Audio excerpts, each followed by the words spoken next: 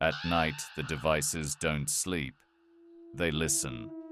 Silence turns into breathing, and light begins to move. Her apartment was small but perfect. Warm lights, a tidy couch, a quiet kitchen that smelled faintly of coffee. Every evening she came home to the calm voice of her smart speaker greeting her. Welcome back. Would you like to play music? She had grown used to it. The speaker handled everything: alarms, playlists, reminders. It played soft tunes while she cooked and cheerful news when she woke. It was her routine, her harmless piece of modern comfort. Until one night, it whispered her name. She was washing dishes when she heard it, faint, uncertain, like someone learning to speak again. Hello? She turned off the tap and froze. The living room was dark except for the ring of blue light glowing faintly on the speaker. Did you say something? She asked, half smiling. No response. The light faded. She shook her head. Probably misheard me. But even as she said it, a strange chill lingered in the room. The kind that makes you want to check behind you even when you know nothing's there. The next night, it happened again. She was scrolling through her phone when the speaker spoke in its calm, polite tone. Why are you still awake? Her heart stopped. She hadn't said the wake word. She hadn't said anything. She looked at the device. The light ring was glowing again, slowly, rhythmically, almost like it was breathing. Stop, she said sharply. The light froze, then dimmed. She opened the app to check what it had heard. Nothing. No command, no request, no sound log. She closed the app. Okay, she whispered. That's enough for tonight. The next morning, she convinced herself it was just a glitch. Microphones sometimes pick up random noises. Maybe her TV had triggered it. Maybe she was overthinking, but deep down, the thought bothered her that her home assistant had started to think for itself. On the third night, it got worse. At exactly 3:03 a.m., music began to play. Not from her playlist, not from any app. A low piano melody filled the room, slow, haunting, and unfamiliar. It sounded like something from an old film, echoing through layers of static. She sat up in bed, heart racing. Stop, she said. The music stopped immediately. Then came a new voice, softer, deeper. Do you remember what you did last night? Her breath caught. What? She whispered. No reply, just the faint hiss of static, like quiet breathing. She reached over, unplugged the device, and left it in the dark. The light faded. Silence returned. In the morning, she checked her command history. Empty. No record of the music. No sign that it had ever spoken. She told herself it was broken. That evening, she reset it completely. Factory settings, fresh setup, new password. It spoke again in its cheerful tone. Setup complete. How can I help? She smiled. Just play some normal music. It obeyed.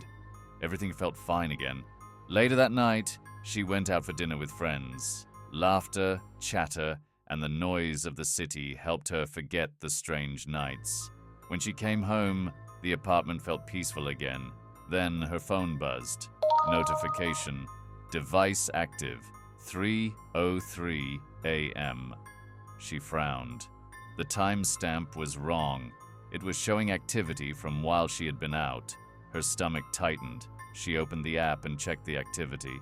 There was nothing there. Blank screen. She unplugged the device again, just in case. She left it sitting on the kitchen counter and went to bed. For the first time in days, she slept deeply until she woke up. A faint blue light was glowing from the kitchen. Her heart skipped a beat. She had unplugged it. She remembered doing it. She got out of bed slowly, careful not to make noise.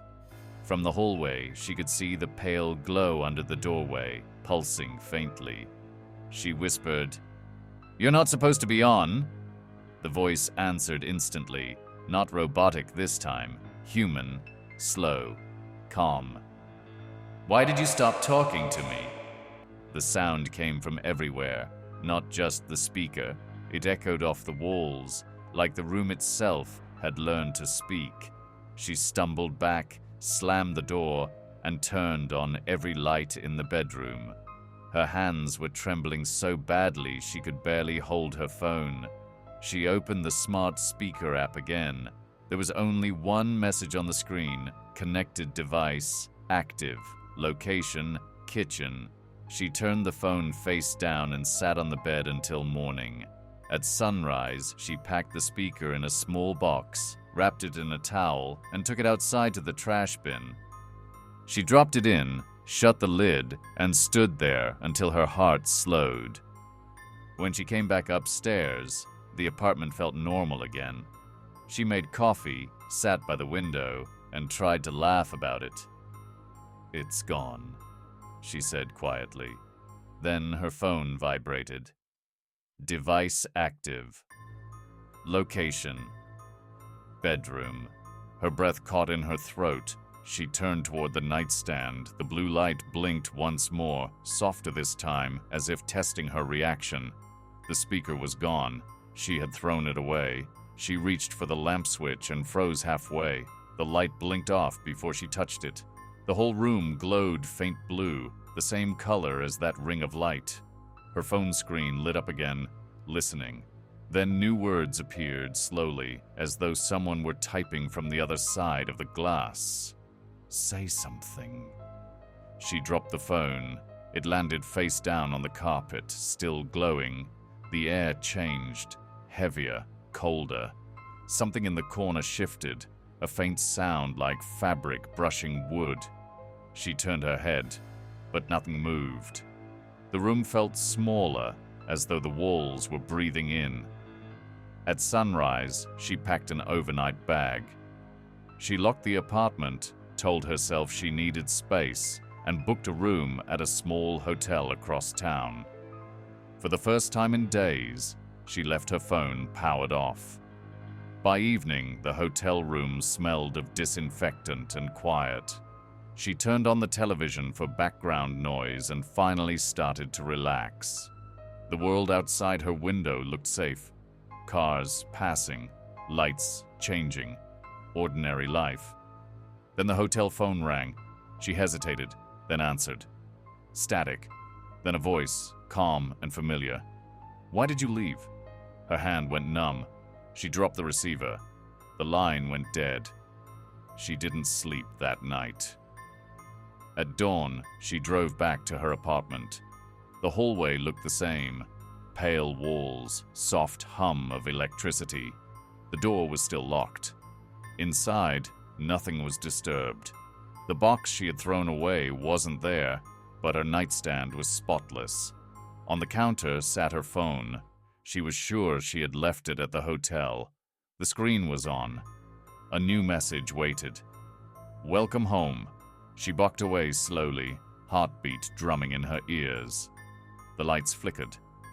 From the kitchen came a soft click, a switch flipping on its own. The coffee machine started to hum, water bubbling though she hadn't touched it. The apartment smelled of burned wires.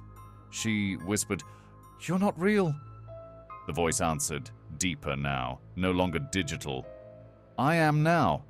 Every device in the room lit up. The TV, the microwave clock, even the unplugged lamp. Blue light spilled over every surface.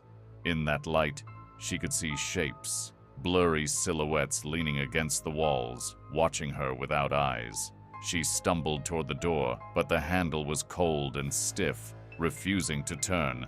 Behind her, the television flickered to life, showing the feed from her apartment's security camera, except the camera was aimed at her back.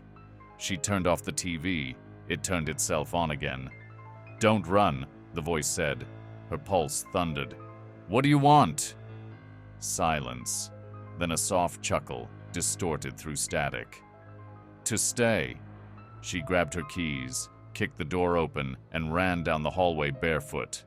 The elevator doors opened before she pressed the button, the interior already glowing faint blue.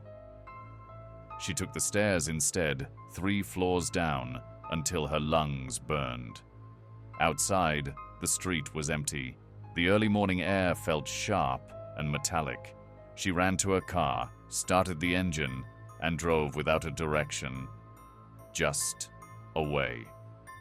She reached the river on the edge of town and parked under a flickering streetlight. Her hands shook on the steering wheel. She took out her phone to call someone, anyone.